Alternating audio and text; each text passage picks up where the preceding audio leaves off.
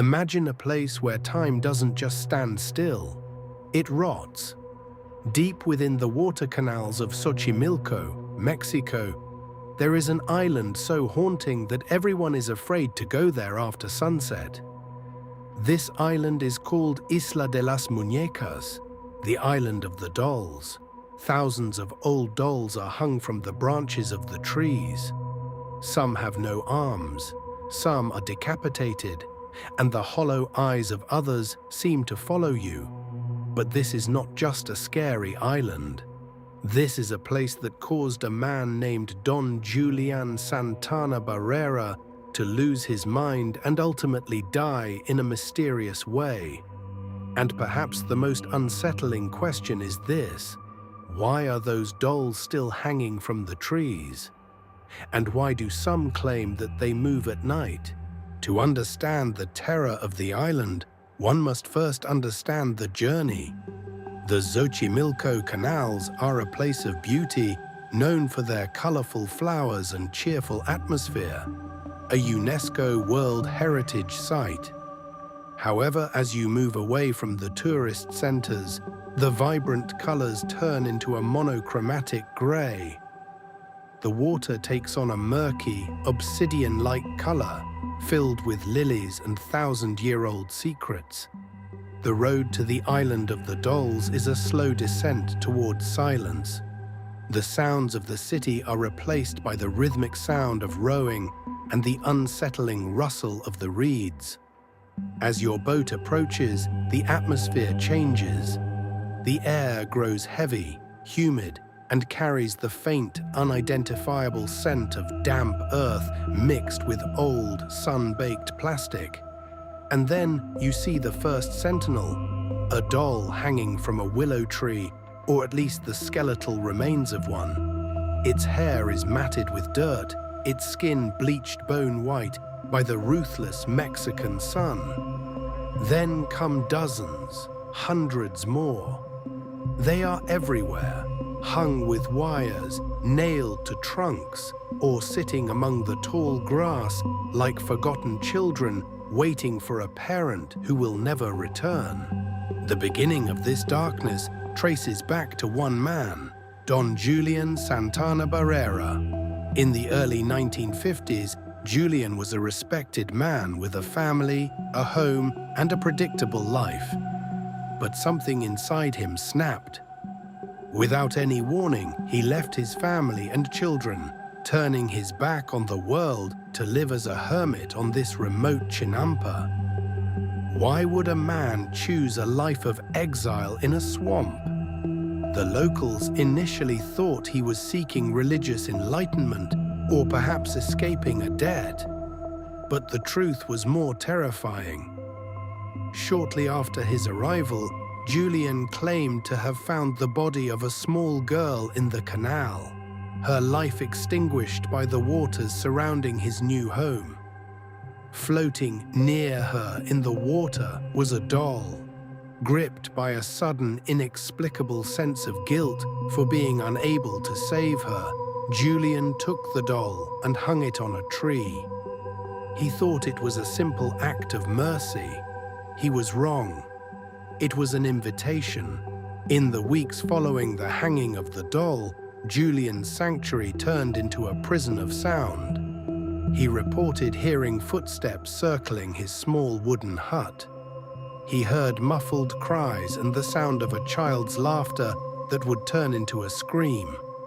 He became convinced that the girl's spirit was not just restless, but predatory. She was lonely and wanted revenge for her interrupted life. Julián's religious fervor turned into a dark superstition. He began to believe that the girl's spirit resided in the dolls. To keep her occupied and prevent her from attacking him, he had to give her more friends. He began a desperate crusade. He would scavenge the trash heaps of Mexico City, searching for the discarded, the broken, and the lost. He would trade the vegetables he grew for old toys. He pulled dolls from the dirty waters of the canal, believing that the more a doll appeared to have suffered, the more effectively it could trap the girl's restless energy. He never cleaned them. He never repaired them. He wanted them to look exactly as they were found, scarred by the world. Over 50 years, the island turned into a labyrinth of plastic limbs and hollow stairs. Julián lived in a state of constant spiritual warfare, talking to the dolls, moving them to patrol different parts of the island, and treating them as a living, breathing army of the dead. As decades passed, the dolls themselves began to change. This is the part of the story where it shifts from psychological drama to pure biological horror. Under the intense heat of the Mexican sun and the freezing humidity of the nights, the plastic began to undergo a grotesque metamorphosis. The synthetic skin of the dolls began to bubble and peel, resembling the sores of a plague victim. Moss grew over them like a green, fuzzy skin. Spiders wove thick, dusty webs across their open mouths and eye sockets, creating the illusion of moving pupils. Insects moved into the hollows of their bodies, making the dolls appear to vibrate or breathe when viewed from a distance. By the 1990s, the island had become a local legend. Rare visitors described Julián as a man who had crossed the boundary of madness. He was no longer just a collector, but a priest of a plastic religion. He claimed the dolls whispered to him at night, telling him secrets of the other side. He said they would protect him from the dark things living in the water. But as the number of dolls reached the thousands, the atmosphere of the island became so heavy that even the birds began to flee from the trees there. Every legend needs a final act, and the death of Don Julián Santana Barrera is perhaps the most chilling part of this chronicle.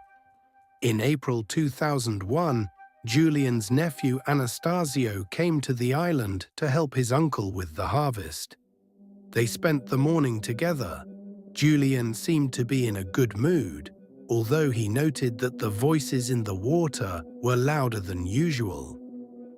Anastasio left for a short while, and when he returned, he was met with a silence deeper than anything the island had ever known.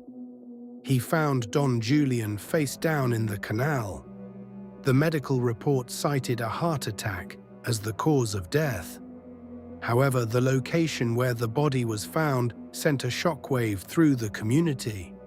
Julián was found dead at the exact same spot where he claimed to have found the drowned girl 50 years earlier. In the years following Julián's death, the island of the dolls became a magnet for paranormal researchers from all over the world. Witnesses, some of them staunch skeptics, have reported seeing the dolls' eyes following their movements. Others have recorded audio that sounds like a small child's giggle or cry. Despite the island being miles away from any residential area, one of the most common reports is the feeling of being watched by thousands of invisible eyes. As the sun begins to set over Xochimilco, the long shadows of the dolls stretch across the ground like grasping fingers. The wind picks up and the dolls sway on their wires, their plastic limbs clicking against the bark of the trees. This is a sound you will never forget, the sound of thousands of toys that will never be played with again. Was Don Julián a madman or a protector standing at the gates of a world we are too afraid to recognize? We may never know the truth of the drowned girl or the voices in the water. But when you look at the worn, cracked faces of these thousands of dolls, you realize that the answer does not matter. What matters is the feeling in your chest, that the line between the living and the dead on this island is as thin as a spider's web. Thank you for joining us on this deep journey into Mexico's darkest secret. If you have the courage to discover the forgotten corners of the world, subscribe and hit the notification bell. Until we meet in the next shadow. Until then, remember, if you hear a whisper in the mist, do not look back.